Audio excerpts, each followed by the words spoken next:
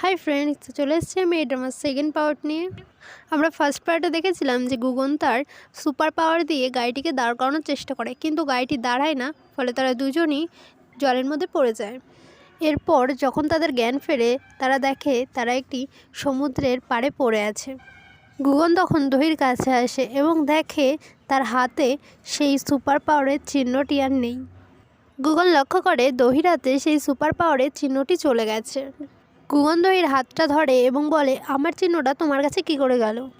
এরপর যখনই সুপার পাওয়ারের লাইটটি জ্বলে ওঠে, তখনই তাদের চারিপাশ দিয়ে জলের এক খুব সুন্দর সিন তৈরি হয়। এরপর সেখান থেকে তারা দুজনে একটি গাড়ি করে বাড়ি ফিরছিল। গুগন দহিকে বারবার বলছিল যে, তুমি আমার সাথে কিছু তো করেছো, নইলে আমার সুপার পাওয়ারের চিহ্নটি তোমার কাছে কী করে গেল? দহি তাকে বলে, আমি জানি না এইসব কীভাবে হলো। এর পরের সিনে দেখি গুগন একটি বাটি নিয়ে দহির অ্যাপার্টমেন্টের সামনে দাঁড়িয়েছিল। দহিকে দেখা মাত্রই সে তাড়াতাড়ি দহির কাছে চলে যায়। দহি তো তাকে দেখে হেসে দেয়, বলে যে, তুমি আমার অ্যাপার্টমেন্টের সামনে বাটি নিয়ে কী করছো? গুগন আবারও দেখে যে তার হাতে অটোমেটিক আগুন জ্বলে যাচ্ছে, আর সেটা দেখা মাত্রই সে হাতটা তাড়াতাড়ি করে সেই বাটিতে ডুবিয়ে দেয়। আর এখানেই আমরা দেখতে পাই যে আসলে সেই বাটিটার মধ্যে কিছু বরফ ছিল, আর দহি যেন সেটা না দেখতে পায় তার জন্য সে সেটাকে ফেলে দেয়। কিন্তু দহি তো সেটা দেখেই ফেলেছে, আর দহি বুঝতে পেরে যায় আসলেই তার কাছে কোনো সুপার পাওয়ার আছে। তারা দুজনা যখন গাড়িতে করে যাচ্ছিল, তখন দহি তাকে তার বডিগার্ড হওয়ার জন্য অফার করে। তখনই তার ফোনে ম্যাডাম জুয়ের আরেকটি মেসেজ আসে। মেসেজটা দেখে সে যখন ম্যাডাম জুকে কল করে, তখন ম্যাডাম জু কলটি রিসিভ করে না। দহি তখন গুগনকে বলে যে ম্যাডাম জুয়ের বাড়ি থেকে গাড়িটি তাড়াতাড়ি নিয়ে যেতে।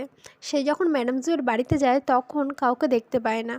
গার্ডেনের দিকে আসতেই সে ম্যাডাম জুকে দেখতে পায়। দহি যখন ম্যাডাম জুয়ের কাছে যায়, তখন সে দেখতে পায় ম্যাডাম জু তো মারা গেছে। সে তখন ম্যাডাম জুকে জড়িয়ে ধরে প্রচণ্ড কান্না করে। গুগনেরও এটা দেখে প্রচণ্ড খারাপ লাগে। আসলে দহির মা বাবা কেউ ছিল না, একমাত্র তার নিজের বলতে ম্যাডাম জুই ছিল। পরের সিনে আমরা দেখি ম্যাডাম জুয়ের ফিউনারাল হচ্ছে। সেখানে আমরা আরও কিছু নতুন ক্যারেক্টার দেখতে পাই। তার মধ্যে ছিল ম্যাডাম জুয়ের মেয়ে, ছেলে এবং তার স্ত্রী, আর তার একটি ছেলে, আর দহির খুব ছোটোবেলাকার একটি ফ্রেন্ড।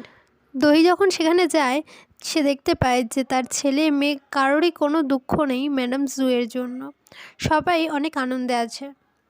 এটা দেখে তার অনেক খারাপ লাগে এবং সে চলেই যাচ্ছিল। আর তখনই ম্যাডাম জুয়ের লয়ার তাকে দাঁড়াতে বলে। আসলে ম্যাডাম জু তার সমস্ত সম্পত্তি দহির নামে করে দিয়ে গেছে, কিন্তু তার একটি কন্ডিশন আছে, দহিকে 1 বছরের মধ্যেই বিয়ে করতে হবে। আর এটা শুনেই তো ম্যাডাম জুয়ের ছেলে মেয়েদের মুখের অবস্থা দেখার মতো ছিল।